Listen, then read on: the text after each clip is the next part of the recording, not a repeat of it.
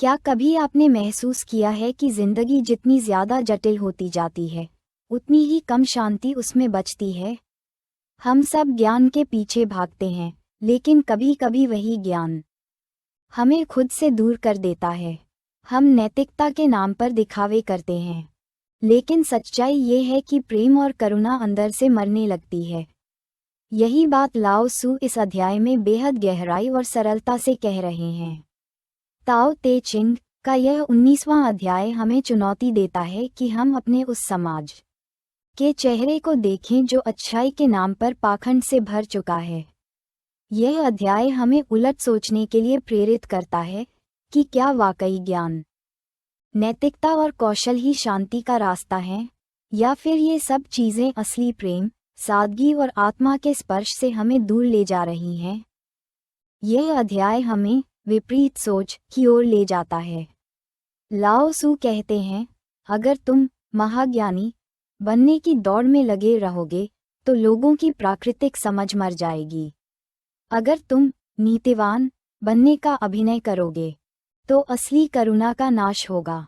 अगर तुम चतुर और चालाक बनोगे तो चोरी और लालच पनपेगा।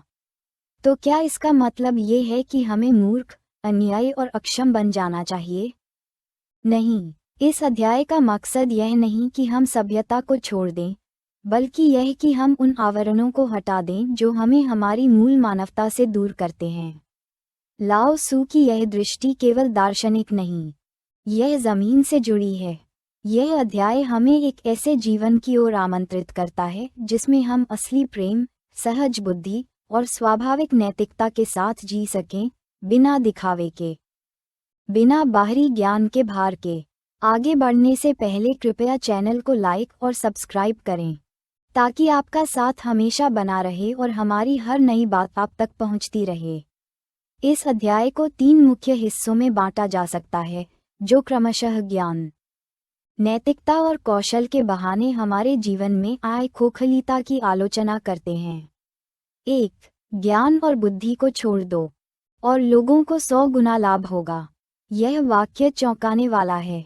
लाओ सू जैसा दार्शनिक खुद कहता है कि ज्ञान छोड़ दो, पर ध्यान दीजिए, यहाँ सच्चे अनुभव की बात नहीं की जा रही, बल्कि उस ज्ञान की जो अहंकार देता है, जो दूसरों को नीचा दिखाने का जरिया बन जाता है।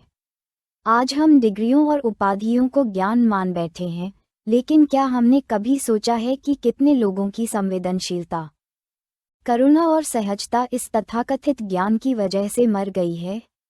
एक बच्चा जब बड़ा होता है तो वो सहज रूप से जानता है कि उसे क्या करना है, माँ से प्यार, दोस्ती में सच्चाई और भूख लगने पर खाना खाना।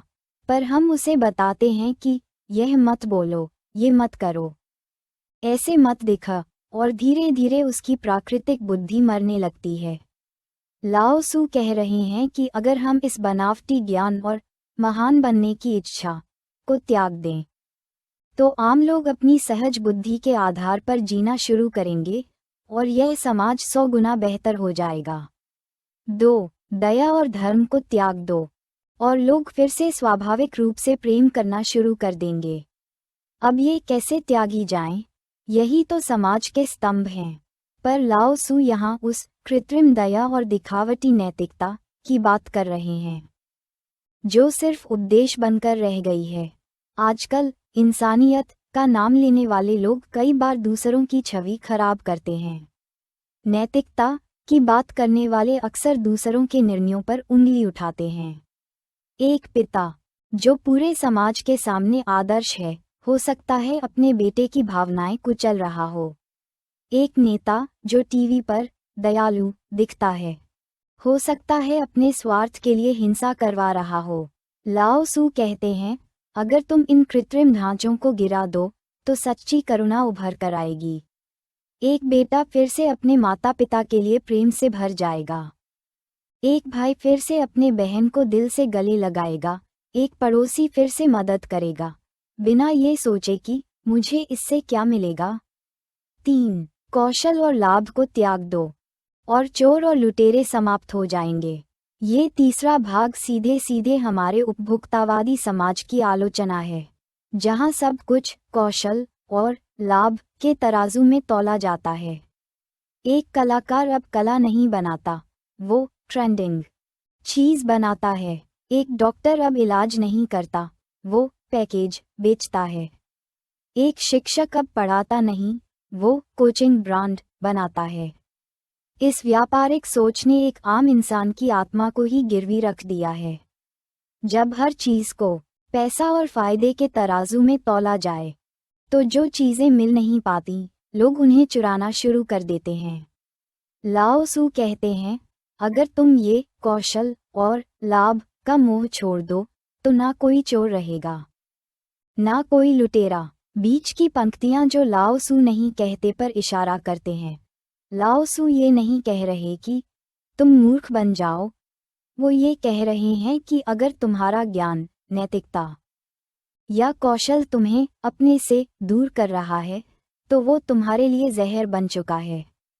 वो कहते हैं, तुम्हारे भीतर पहले से एक बुद्धिमत्ता है, तुम्हारे भीतर पहले से एक प्रेम है, तुम्हारे भीतर पहले से सृजन की क्षमता है, उसे जगाओ, बाहर से मत उधार लो। अध्याय 19 एक आईना है जो हमें खुद को देखने के लिए मजबूर करता है। यह अध्याय हमें झकझोरता है कि हमारी पढ़ाई, हमारे आदर्श और हमारी सफलताएं अगर हमें अपने भीतर की मानवता से दूर कर रही हैं, तो वो सब व्यर्थ हैं। आज की दुनिया में जहां सब कुछ, कितना जानते हो, कितना कमा रहे हो, कितना दिखा पा रहे हो, पर टिका है, लाओ सू कहते हैं, तोड़ दो इन दिखावों को, लौट जाओ उस सहजता की ओर जहां तुम इंसान हो, सिर्फ इंसान। ज्ञान का मतलब है अपनी आत्मा की सुनना। नैतिकता का मतलब है बिना बोले प्रेम करना। कौशल का मतलब है खुद को औरों के लाभ के लिए नहीं, बल्कि आनंद के लिए व्यक्त करना। अगर हम दिखावे की बुद्धि छोड़ दें, तो जीवन सरल होगा। अगर हम दिखावे की नैतिकता छोड़ दें, तो प्रेम सच्चा होगा। अगर हम दिखावे की कला और लाभ की लालसा छोड़ दें, तो आत्मा स्वतंत्र होगी। ताओ की यही आवाज है, बाहर कम, भीतर ज्यादा। कृत्रिम कम, स्वाभाविक ज्यादा। बोलना कम, सुनना ज्यादा। धन्यवाद। यदि आप हमारी मेहनत की सराहना करते हैं तो कृपया इस पोस्ट को लाइक और शेयर करें और हमारे इस चैनल को सब्सक्राइब करें।